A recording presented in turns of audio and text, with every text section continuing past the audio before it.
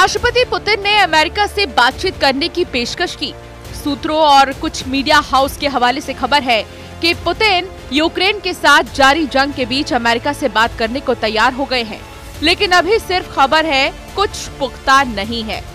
एक तरफ खबरें हैं कि पुतिन अमेरिका से बात करने को तैयार हैं, तो दूसरी तरफ रूस यूक्रेन के बीच जारी जंग में रूस के हमले घातक होते जा रहे हैं और यूक्रेन के राष्ट्रपति ज़ेलेंस्की भी पीछे हटने को तैयार नजर नहीं आ रहे।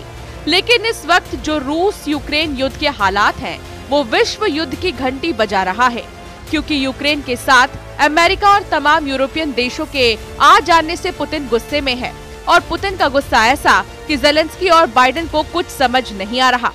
पुतिन के गुस्से का सबसे ज्यादा नुकसान यूक्रेन की जनता को उठाना पड़ रहा है।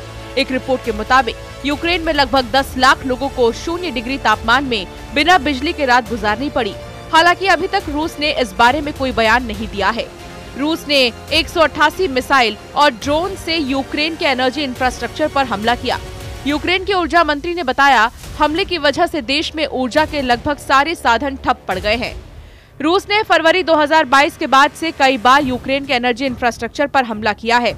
इस वजह से बार बार देश भर में इमरजेंसी बिजली कटौती और रोलिंग ब्लैकआउट की स्थिति पैदा हुई है। यूक्रेनी ऊर्जा मंत्री हरमन हालुशेंको का कहना है, यूक्रेन में एनर्जी इंफ्रास्ट्रक्चर पर अटैक हो रहे हैं।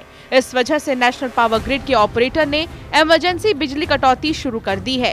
कीव, ओडेसा, निप्रो और डोनेस्क में बिजली सप्लाई में मुश्किल हो रही है।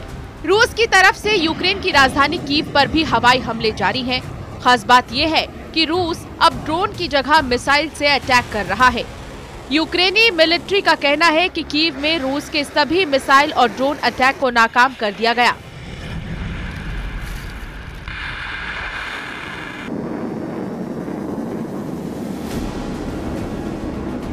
रूसी कमांडरों और रक्षा मंत्री के बीच मौजूद 72 साल के राष्ट्रपति पुतिन इस वक्त वो जंगी फैसले ले रहे हैं जो न सिर्फ यूक्रेन जंग का फैसला करेगी, बल्कि दुनिया को ऐसे परमाणु युद्ध में झोंक सकती है जिसकी कल्पना शायद यूक्रेन और अमेरिका ने भी नहीं की होगी। रूस के खिलाफ अमेरिका, ब्रिटेन और फ्रांस मिलकर अब तक लंबी दूरी की मिसाइलों से यूक्रेनी सेना के द्वारा हमला करवा चुके हैं। मौजूदा अमेरिकी राष्ट्रपति बाइडेन रूस पर धड़ाधड़ हमले करवा रहे हैं, जबकि 20 जनवरी 2025 को अमेरिका के 47वें राष्ट्रपति की शपथ लेने वाले डोनाल्ड ट्रंप इस वक्त कुछ नहीं कर पा रहे हैं। ऐसे हालात में पुतिन ने आखिरी जंग से यूक्रेन युद्ध का फैसला करने का एटमी फैसला लिया है। रूस यूक्रेन जंग के 1008 दिन बाद अब क्या हो रहा है? यूक्रेनी और रूसी मीडिया के दावों के मुताबिक ये लगभग तय हो चुका है कि जंग का फैसला अब 100% परमाणु युद्ध से ही होगा। रूस ने अपनी सबसे घातक लंबी दूरी की परमाणु मिसाइल शैतान 2 को पूरी तरह से जंग में उतार दिया है। दावा किया गया है कि यूक्रेन और नेटो में शामिल यूरोप के कुछ देशों पर पुतिन एक साथ बहुत बड़ा परमाणु हमला कर सकते हैं।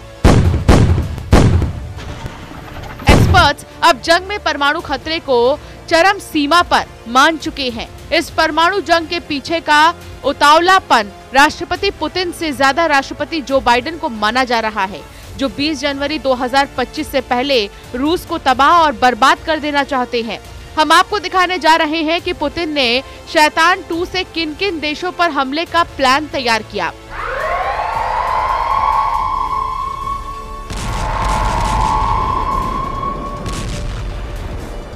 और इस वक्त रूस के एटमी हमले को लेकर यूक्रेन और नेटो देशों में क्या खलबली मची हुई है।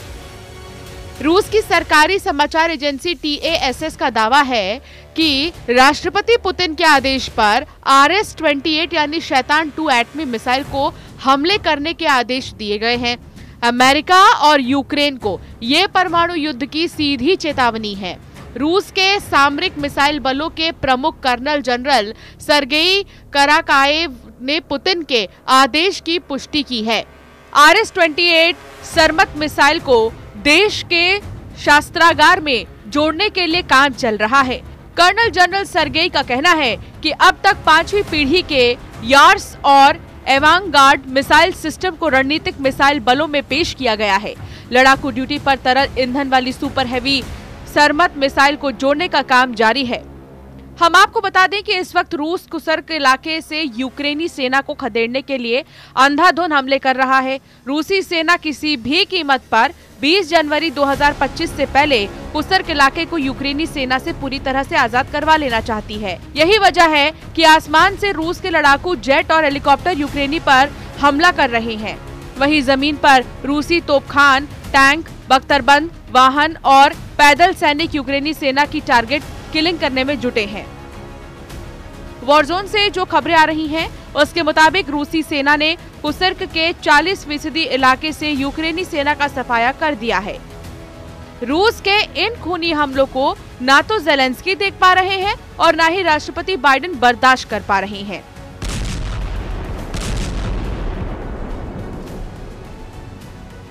यही वजह है कि अब यूक्रेन सेना के साथ साथ नेटो की सेना ने भी यूक्रेन की जमीन से रूस के खिलाफ मोर्चा खोल दिया है। नेटो देश फ्रांस के 2000 सैनिक जंग के मैदान में पहुंच चुके हैं। वहीं अमेरिका, ब्रिटेन के घातक हथियार और टॉप कमांडर रूसी सेना को हराने के लिए यूक्रेन में सीक्रेट ऑपरेशन शुरू कर चुके हैं। नेटो देशों की जो तस्वीरें सामने आ रही हैं, वो परमाणु युद्ध का साफ संकेत दे रही हैं। कुछ जानकारों का दावा है कि अगर पुतिन परमाणु हमला करते हैं, जो इसके पीछे की सबसे बड़ी वजह अमेरिकी राष्ट्रपति बाइडेन साबित होंगे, जिन्होंने न सिर्फ रूस पर लंबी दूरी की 6 ATACMS मिसाइलों से हमला करवाया, बल्कि ब्रिटेन की 12 स्टॉर्म शैडो मिसाइल से रूसी इलाके कुर्स्क पर हमला करवाए। लेकिन जब से रूस ने यूक्रेन, अमेरिका और नेटो देशों पर परमाणु हमले के लिए एटमी मिसाइलों को तैयार करने का आदेश दिया, तब से यूक्रेन और कई नेटो देशों में सन्नाटा होने लगा है। जरा देखिए, पुतिन की शैतान 2 की एटमी मिसाइल से यूक्रेन, अमेरिका और नेटो देश कांप क्यों रहे हैं। रूसी रक्षा मंत्रालय ने पश्चिम को डरावनी चेतावनी देते हुए कहा है कि रूस की शैतान 2 यानी RS-28 सरमत मिसाइल से जवाबी कार्रवाई की तैयारी की जा रही है। शैतान 2 एक अंतर महाद्वीपीय मिसाइल है। इसका आकार 14 मंजिल इमारत के बराबर है, जिसमें 750 किलोटन के 10 परमाणु हथियार ले जाने की क्षमता है। इसे दुनिया का सबसे विनाशकारी हथियार माना जाता है। शैतान 2 25,556 किलोमीटर दूर तक मार करने की क्षमता रखती है। इसीलिए यूक्रेन के साथ साथ यूरोप और अमेरिका तक खौफ है। रूस के एटमी हमले के खतरे के बीच अमेरिका ने यूक्रेन की राजधानी कीव में अपना दूतावास बंद कर दिया है। इसके अलावा इटली, ग्रीस और स्पेन ने भी अपने दूतावास को हाई अलर्ट पर रखा हुआ है। इस बीच 3 नॉर्डिक देशों ने युद्ध अलर्ट जारी किया है। ये 3 देश हैं नॉर्वे, फिनलैंड और डेनमार्क। नॉर्वे, फिनलैंड और डेनमार्क ने अपने नागरिकों से जरूरी सामानों का स्टॉक रखने और अपने सैनिकों को जंग के लिए तैयार रहने के निर्देश दिए। नॉर्वे ने पर्चे बांटकर अपने नागरिकों को युद्ध को लेकर आगाह किया। स्वीडन ने भी अपने 52 लाख से भी ज्यादा नागरिकों को पर्चे भेजे।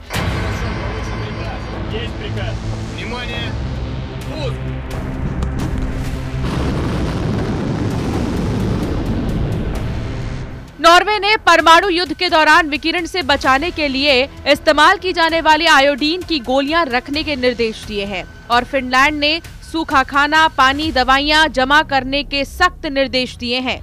कुल मिलाकर 108 दिन से चल रही जंग अब भीषण परमाणु जंग में बदलने जा रही है। अगर पुतिन ने शैतान 2 एटमी मिसाइल से हमला कर दिया तो ये तय मानिए, फिर इस युद्ध को कोई रोक नहीं पाएगा। ये खूनी युद्ध तभी रुकेगा जब सभी देश एटमी जंग में तबाह हो जाएंगे।